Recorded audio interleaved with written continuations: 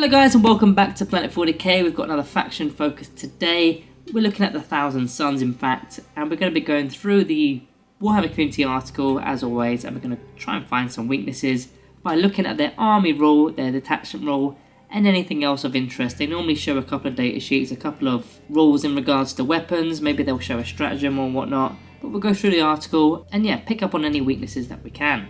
So the army rule, Cabal of Sorcerers, it works very similarly to how it did in 9th edition, where Psyker units are going to be giving you these Cabal points. They've got to be on the battlefield, they can't be battle shocked. I've read this over a few times and it doesn't look like there's any restriction on how many of the rituals you can get. Like for example, you can get the same ritual a few times, whereas in 9th edition you could only benefit from one ritual once in that turn because it was only done in the psychic phase. Whereas these rituals look like they're done mostly in all the phases. So in any phase they want. There are a couple that are restricted to certain phases, but we're going to go through them anyway. So in fact there is an example. They've got Araman down here, and he basically gives you them 3 Cabal points. Now he's probably their best, in fact he is, he's their best Psyker that they've got, and he gives them 3. Whereas they've got the Rubic Marines who give them 1 for their aspiring champion. So army wide they're going to be collecting quite a lot of these Cabal points throughout their turn.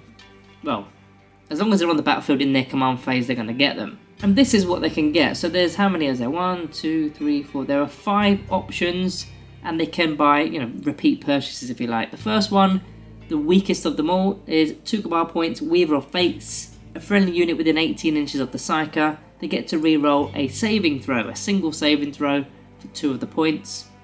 Could be big, you don't know. If they've got a couple of points left over, they're probably going to spend it on that. The second one, Temporal Surge, is 5, I was going to say command points, it's 5 Cabal points. And this one is only done in the shooting phase, whereas the previous one, a saving throw, was any phase. So this second one is the shooting phase only, and you can only use one ritual once per phase. That is a restriction they do have. So this will only be a once per turn thing, because it is in their shooting phase. And they're selecting a friendly unit within 18 inches. That's not within engagement range, and they can simply make a normal move. If they do so, they then cannot declare a charge this turn. So in the shooting phase, they can be using that to get better range. Maybe they're behind cover and they're popping out from cover, doing a normal move to then fire. Maybe they're using the extra movement just to get onto an objective, or to prevent you from having the objective with their objective control perhaps. There's lots of little tactical elements to that one in particular. The next one up is 6 Cabal points, Echoes from the Warp. It's done in any phase again, and a stratagem used on a Psyker will go down to 0 command points, even if they've already used it that phase. So they can repeat a stratagem in fact, and it will be completely free. Now of course we haven't seen the stratagems. They have showcased one which gives enemy units the hazardous ability on their weapons, and it gives them a 4+ build pain against psychic attacks. The psychic attacks part isn't going to relate to Necrons, but making our weapons hazardous, that could. The next one in line is Doom Bolt. This one's pretty good. It's 7 Cabal points, so it is getting a little bit pricey now. In the shooting phase only, so only this phase, enemy units within 18 inches are invisible, roll 1d6. On a 1, they suffer d3 more wounds. On a 2, 3, 4 or 5, it's d3 plus 3, and on a 6, d3 plus 6 mortal wounds. Now the likelihood is they're going to roll between a 2 and a 5 and score d3 plus 3 mortal wounds, which is an average of 5 mortal wounds, just like that. That can do a ton of work. Min units, for example, min unit of say Immortals, maybe you've got a 5-man unit, just gone, just like that. So that one could be nasty, depending on what the target is. I mean, even against vehicles, taking off 5 wounds as an average is pretty good. The last one I think is really strong, Twist of Fate. It is 9 Cabal points, so they're likely going to be spending all their Cabal points here. And they're using it in any phase. They're selecting an enemy unit within 18 invisible again, and then armor saving throws from that unit cannot be made against their attacks, which sounds absolutely crazy. I mean, imagine you had, a 2+ armor save on your unit, they spend 9 command points, and you simply cannot make your armor saving throws. Now, I'm not 100% if that includes invulnerable saves. I imagine it does. But yeah, that one can be pretty nasty. And it gets a little bit more nasty, in fact, because if we go down to Araman's datasheet that they've showcased, in fact, I put this on the screen for you so you can follow what I'm saying. Where are we? One of his abilities, the Arch Sorcerer of Tzeentch, psychic ability, once per battle, you can select this model to use a ritual for 0 Cabal points. And if you do so, all other rules for using the ritual still apply. So for free, they can be using one of those rituals, and the likelihood is they're going to go for the expensive one, Twist of Fate, so that we don't get to use an armor save.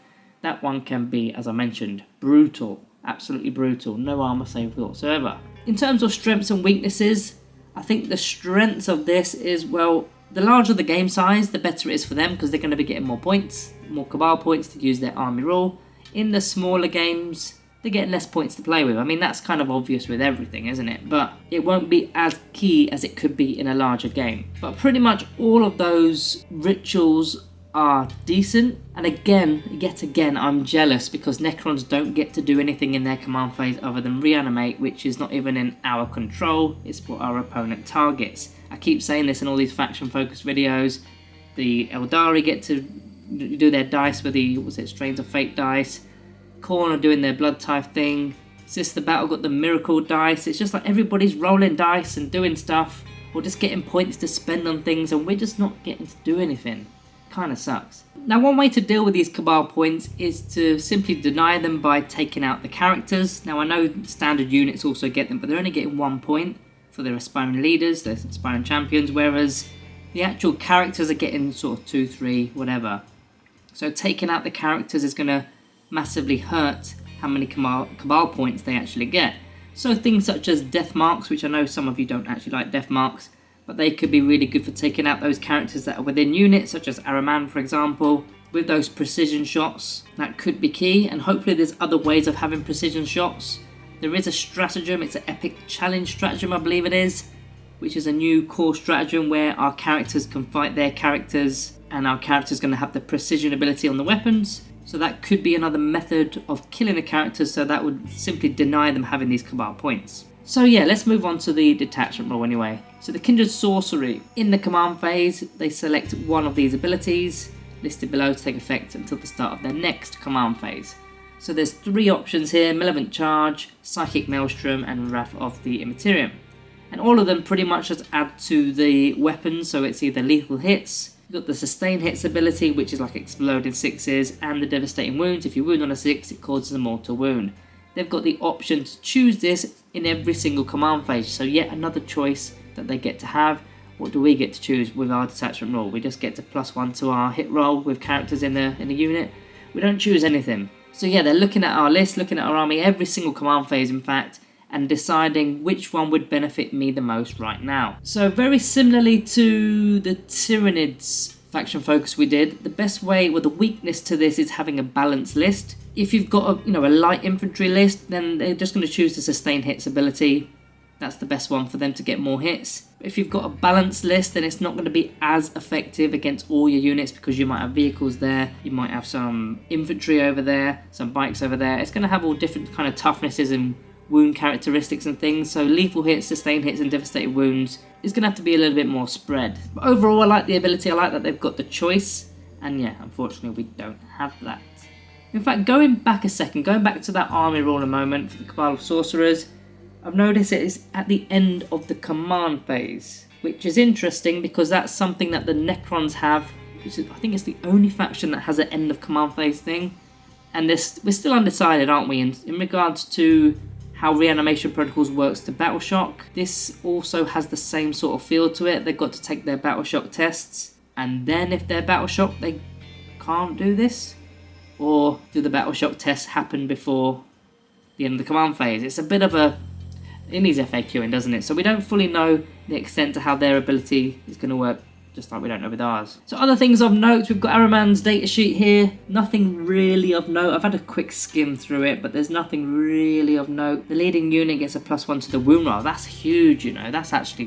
Why can't we get stuff like that? +1 to wound roll with that unit. Again, this is something that we spoke about in the video we did yesterday, I believe. +1 to wound is so much different now than it was in 9th edition. Yeah, because the actual toughnesses of vehicles and monsters has gone up, a +1 to wound or a -1 to wound is an absolute huge swing now. In the 9th edition, it wasn't that big of a swing. The toughnesses can literally start from toughness 3 and go right up to toughness, 14 is our monolith? So that could be a massive swing, that. But overall, a very standard preview, I think, for the Thousand Suns. I don't think it's one of the top level ones. I don't think it's one of the weak ones. It's okay, pretty good. So I am slightly jealous, as you can probably tell, just by the the fact they get to do stuff and we don't do anything. But hopefully we've got some sort of anti-psychery options. The Silent King, I'm hoping, can do something. The Gloom Prisms on the Spiders or the Stalkers or the... what's the other one? The Tomb Stalker. I said the Tomb Stalker, didn't I? Tomb Sentinel, that's the other one. We've got the Gloom Prisms on those that can hopefully do what they did in 9th edition and they can deny the Witch. Maybe there's a stratagem, or maybe Illumina's Heiress can come back and do something too. But other than having anti-psycho abilities, and there will be some, by the way, there has to be some, because they keep putting the psychic keyword on all of these weapons and powers. As of yet, it doesn't mean anything, does it? Just as psychic, it doesn't mean nothing. So there's got to be some sort of debuff to having those psychic powers. But yeah, guys, that is it from me today. Let me know if I've missed anything down in the comments below. I don't tend to come up against 1000 Suns that often, so I may have missed something here or there, but let me know down in the comments below. Other than that, all that is left to say, thank you for watching. See you in the next one.